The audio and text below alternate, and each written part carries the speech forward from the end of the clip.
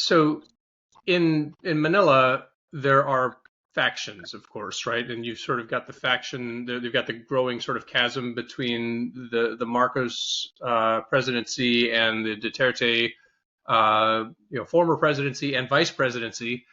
You've also got the internal Marcos on one side and his own sister on the other side, sort of advocating more of a pro-Beijing stance.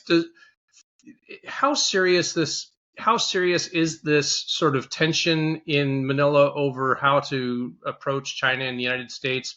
And related to that, does Bongbong Marcos need to really walk out of this meeting with some deliverables he can go home and tell the people about?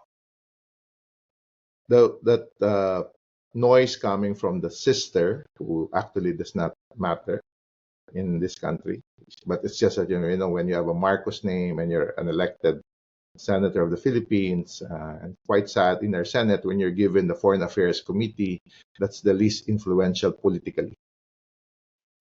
So it was given to her, so it gave her a platform. On the part of the Duterte, if there's a choice between Marcos and Duterte, you might see Duterte in the next few months really losing out because the incumbency. You don't fight City Hall. Then you add the popular support for standing up against China.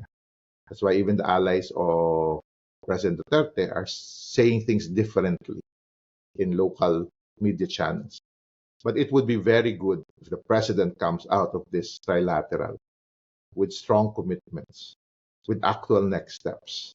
And those next steps take the form of things happening really in our country, or things, or in terms of the president has used this a year ago, I remember. National security is economic security. I mean, bringing some agreements that will deal with supply chain possibilities of us being part of the supply chain of semiconductors, because we do that little in a small part.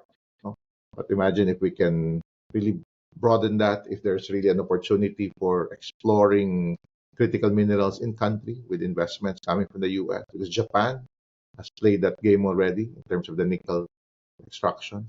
So we need that actual deliverables, because that gives us more strength as we counter-argue the 24/7 disinformation being funded by China. When they say they're the most important trading partner in the Philippines, I always counter.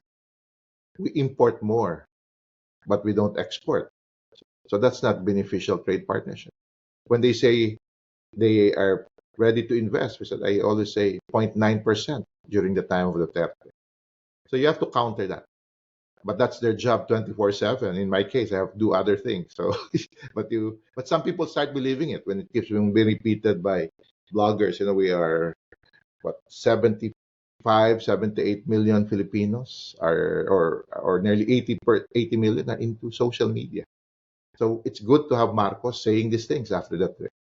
I came with a commitment coming from the US with Japan, stronger economic ties, stronger defense ties, and we see them acting in the next few months. That's the headline that I'd like to see.